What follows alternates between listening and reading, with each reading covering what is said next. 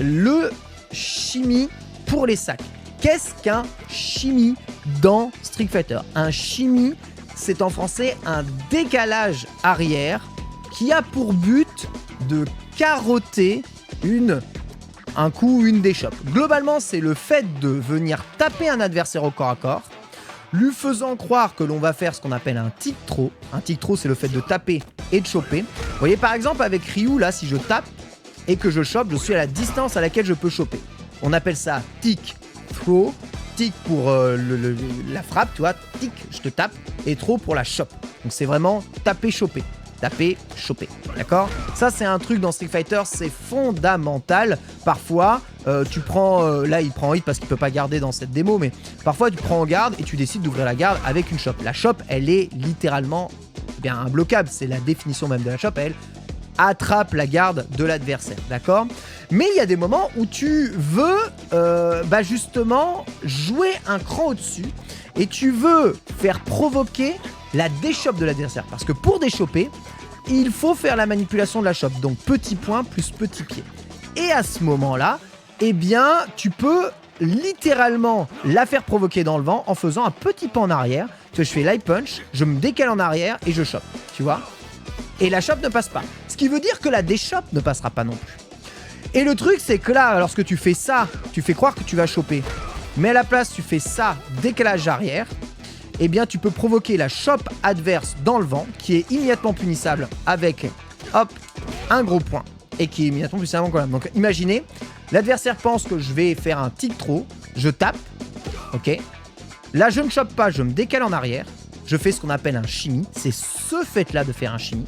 J'appuie sur gros point lorsqu'il a fait chope dans le vent. Et là, ensuite, je mets combo dans sa grosse gueule. Voilà. C'est ça qu'on appelle un shimmy. Shimmy, c'est systématiquement un décalage arrière qui a pour but de carotter quelque chose. Voilà, vraiment, c'est ça. En fait, c'est un peu l'inverse du tick throw. Voilà, ça fait partie des choses qui sont très fortes dans Street Fighter V. Street Fighter V, la base du jeu, c'est de faire des vieux machins comme ça. Tu faisais moyen point, comme un abruti mongoliode. Et globalement, tu reculais et t'attendais que l'adversaire fasse l'erreur. Et ensuite, après, voilà, il déchoppe. Toi, tu mets ça. Et ensuite, après, tu mettais le combo max, tu vois. Voilà, c'est exactement pareil. Donc c'est basic. Donc voilà ce que c'est un shimmy. Shimmy, c'est ni plus ni moins qu'un décalage arrière. Dès que vous voyez quelqu'un attaquer et marcher en arrière pour ensuite appuyer sur une attaque, il fait un shimmy, d'accord? Et ça, c'est un truc que vous allez souvent voir parce que en fait, la défense dans Street, c'est soit garder, soit déchopper. Et si tu gardes tout et que tu déchoppes tout, t'as la défense parfaite. Pour casser ces défenses-là, il faut provoquer les déchoppes adverses, provoquer les attaques adverses, provoquer les mouvements adverses. Et les chimies sont super forts pour provoquer ce genre de choses. Voilà, j'espère qu'en tout cas que je t'ai bien expliqué ce qu'est la notion de chimie. Alors, THBZ, premier message, entre ton tick et ta chope, l'adversaire va pouvoir choper. Non, le principe d'un tick throw, c'est que par définition, on ne peut pas choper avec des chopes normales entre. Attention, les chopes normales perdent contre les chopes spéciales. Si vous essayez de faire un tick throw sur quelqu'un qui a une chope spéciale et que vous êtes à distance de chope spéciale, eh bien évidemment, la chope spéciale va gagner sur votre chope normale. Alors après, selon les versions de Street Fighter, je vais pas rentrer dans les détails, mais certaines chopes vont gagner sur certaines chopes spéciales, certaines chopes vont perdre contre certaines chopes spéciales. Voilà, ça dépend de la propriété de votre chope spéciale. En tout cas, dans ce qui est d'une chope normale, si l'adversaire ici bourre sa chope normale, eh bien, comme moi j'ai appuyé sur chope, je vais tout simplement déchoper. Donc, il ne peut pas me choper au milieu, puisque c'est moi qui ai le timing, je tape. Je sais plus à combien je suis, mais je pense que sur le Stanley Punch, je suis...